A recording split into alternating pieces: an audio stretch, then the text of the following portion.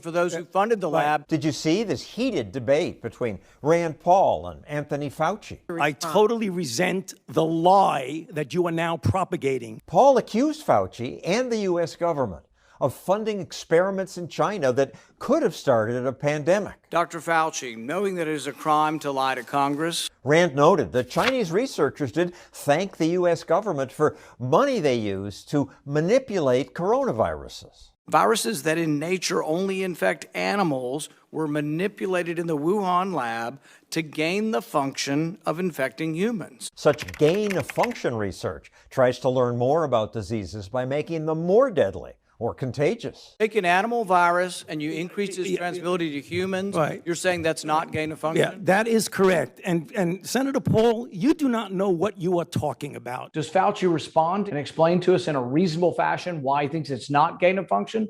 No, he calls me a liar. Do you think he made progress? These interactions have completely shifted opinion. Today, most Americans believe that COVID leaked from a lab. I changed my mind as well on it. I didn't realize that the lead scientist that was trying to convince all of this that it couldn't have come from the lab, that he was the funder of the lab. Now, to be clear, this U.S.-funded research did not create COVID.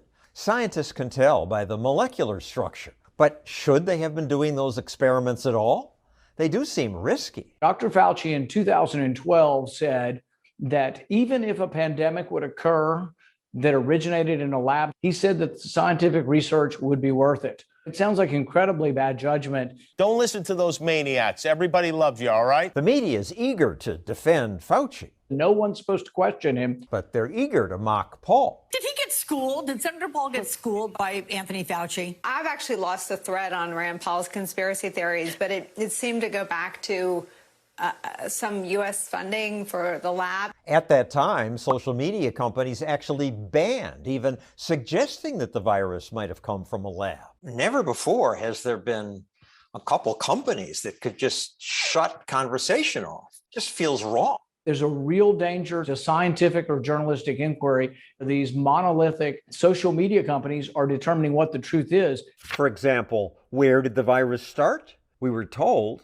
Health officials believe COVID-19 originated in animals sold in a so-called wet market in China. But there was no real evidence of that.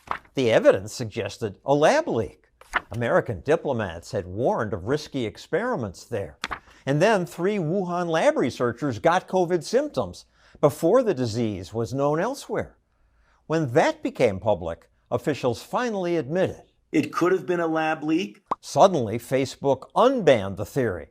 It turned out Facebook had relied on a fact check by this group, which relied on information from the very person who directed government funding to the Wuhan lab. It is amazing that one day we're banned from even talking about it, and then suddenly that flips. You have even mainstream media now acknowledging it may well likely have come from the lab. Facebook should never have banned it. The advancement of knowledge requires skepticism. It requires debate on both sides of it. But because of social media censorship, we only get one side on certain topics. I'll continue to use them as long as I think I get benefit, but I'll continue to also tell everybody how much they suck and how much they censor. Including censoring him.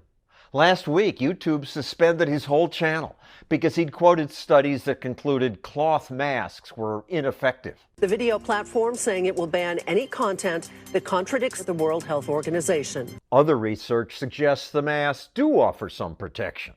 Paul shouldn't have made such strong statements based on imperfect studies.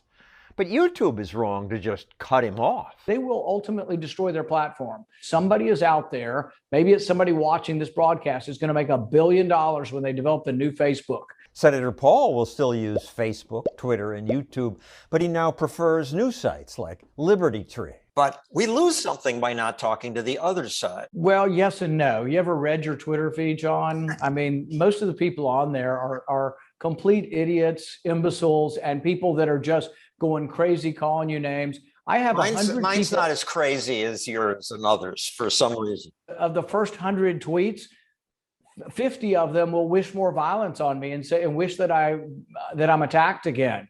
You know, wish that I had died during the first assault. I'm sick of it. I'm not going to take it anymore, and I'm putting my stuff on rumble.com. I'm on Rumble too. and Odyssey and johnstossel.com.